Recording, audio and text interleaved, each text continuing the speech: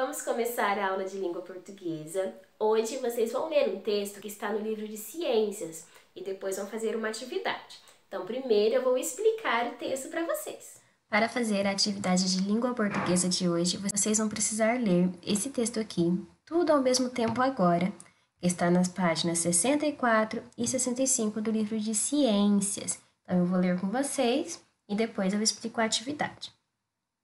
Vamos começar. Tudo ao mesmo tempo agora. Cheiro de mato, sombra fresca, diversos tons de verde e marrom, árvores, flores, sons de insetos e aves. Você sabe que lugar é esse? Uma floresta! À primeira vista, a floresta pode parecer um lugar calmo e tranquilo, onde pouca coisa acontece. Apenas os sons aqui e acolá parecem sinalizar algum tipo de atividade. Mas, se ficarmos quietos por alguns instantes e aguçarmos nossa observação, em pouco tempo, veremos que a floresta está longe de ser um lugar parado. Na realidade, ele está fervilhando de vida. Isso porque as florestas são habitadas por diversas espécies de seres vivos, vegetais, animais e seres microscópicos que interagem não só entre si, mas também com outras espécies. São tantos seres vivos e tantas interações entre eles que mesmo os estudiosos e conhecedores têm dificuldade em identificá-los. Se pudéssemos enxergar todas as atividades e relações que ocorrem em uma floresta, veríamos que elas acontecem todas ao mesmo tempo agora, como no esquema ilustrado a seguir. Então, vamos olhar esse esquema aqui. O esquema é um desenho que quer mostrar alguma coisa. Então, aqui a gente está vendo uma floresta, tem um rio, uma cachoeira, peixes, tem o solo com a grama, uma vegetação rasteira, tem as árvores, as flores. Vamos olhar os animais agora. Então, peixinhos, aqui tem um outro animal, parece uma onça bebendo água, tem um animalzinho aqui subindo no tronco. Tem os pássaros na árvore, os pássaros aqui nesse galho fazendo um ninho, as abelhas. Aqui também tem um outro animal que parece ser um macaquinho. Vamos olhar o que não é um ser vivo agora. A gente tem a água, as pedras, o solo, o sol, que é a luz solar. A gente tem o céu, as nuvens, a chuva. Agora, vamos lembrar o que a gente estudou lá no comecinho do ano? Lembram da cadeia alimentar? Que tudo começa lá com a luz do sol, que dá energia para as plantas.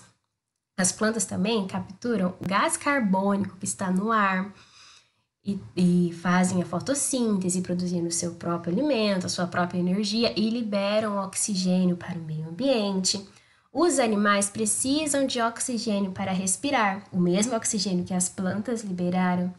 Os animais também, os herbívoros e os onívoros, vão se alimentar dessas plantas, para ter energia e nutrientes. E alguns animais se alimentam desses animais.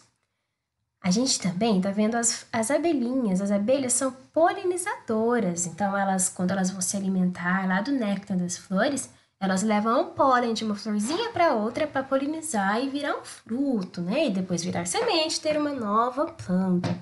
Aqui também está mostrando a água, o ciclo da água, porque a água que está aqui no rio evapora, vai lá para as nuvens e depois chove água de novo. Os peixes, eles ficam nadando de um lugar para o outro. Aqui esse animal está bebendo a água, então está mostrando que ele precisa se alimentar. Aqui a gente tem um sapinho, ó, ele está com a linguinha para fora, então ele deve estar comendo algum insetinho. Então a gente vê que na natureza todos os seres vivos interagem entre si, eles precisam um do outro. E é isso que acontece em uma floresta. Todos os seres vivos estão dependentes um do outro, dependentes do ambiente que eles vivem. Mais uma coisinha que não aparece aqui, mas que está aqui, que a gente estudou na unidade passada, que são os micro-organismos. Esse ambiente, essa floresta está cheia de micro-organismos. No solo, junto com as árvores, dentro do corpo dos animais, na superfície do corpo dos animais, no ar. Alguns micro-organismos que estão no solo fazem a decomposição de plantas e restos de animais mortos e transformam eles de novo em nutrientes para o solo, que as plantas vão usar para crescer, né? E depois os animaizinhos vão se alimentar das plantas e pegar esses nutrientes. Então, tudo acontece ao mesmo tempo, é um ciclo, né? Tudo depende, uma coisa depende da outra. Então, agora vamos continuar a leitura do texto. Cada uma dessas relações é importante para a garantia da vida, não só no ambiente florestal, mas também no planeta como um todo. Imagine como seria o mundo sem árvores ou sem abelhas. Você sabia que as abelhas são responsáveis pela polinização de até 90% da população vegetal? E que sem elas, a quantidade de vegetais cairia muito, fazendo com que faltasse alimento para os animais herbívoros, que poderiam morrer, diminuindo a oferta de alimento aos carnívoros e atingindo um número cada vez maior de espécies até chegar ao homem. Então, gente, ó, polinização está explicando aqui o que é. O transporte de grãos de pólen de uma planta masculina de uma planta até a parte feminina de outra planta da mesma espécie. Isso pode levar à fecundação e o nascimento de novas plantas.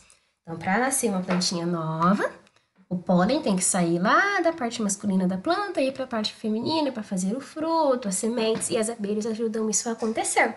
Então, aqui nesse parágrafo está explicando que se não tivesse polinização, se as abelhas não ajudassem as plantinhas a terem novas plantas, a terem sementes para nascer uma nova plantinha, ia acabar as plantas, aí os animais herbívoros não iam ter o que comer e iam morrer.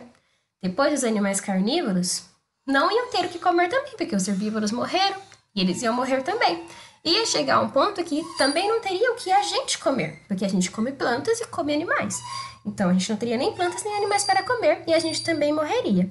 Então, é muito importante a polinização, e isso é só um exemplo. Muito do que acontece nas florestas também é importante, tanto para os animais, para as plantas, para o meio ambiente e para o ser humano também. Vamos continuar. As abelhas são um bom exemplo de como cada ser vivo e cada relação entre as espécies são importantes. Agora imagine quantas relações desse tipo não ocorrem em uma floresta. São muitas. Assim, da próxima vez que você fizer uma trilha ou tomar um banho de cachoeira rodeado de árvores por todos os lados, pare um minuto e olhe ao redor com atenção. Saiba que, por trás desse cenário verde aparentemente calmo e imóvel, existe um mundo cheio de vida. Aqui nessas letrinhas pequenininhas é de onde esse texto foi tirado. Então aqui tem o site, o endereço de site, onde é, que vai até aqui, e aqui está dizendo quando esse texto foi tirado de lá, que foi em 12 de junho de 2017. Depois de ler o texto, vocês vão pegar o caderno de desenho de vocês. Vão escrever aqui em cima, atividade de língua portuguesa e a data de hoje aqui no cantinho. E aqui vocês vão fazer o desenho de uma floresta. Depois de fazer o desenho da floresta, vocês vão escrever uma frase sobre a preservação das florestas, dizendo que é importante preservar as florestas. Imaginem que vocês vão mostrar o desenho de vocês para alguém, e essa pessoa, quando ver o desenho de vocês e a frase que vocês escreveram, precisa entender que as florestas são importantes e que a gente precisa cuidar delas. Então pensem como vocês vão fazer esse desenho e que frase vocês vão escrever, sejam criativos.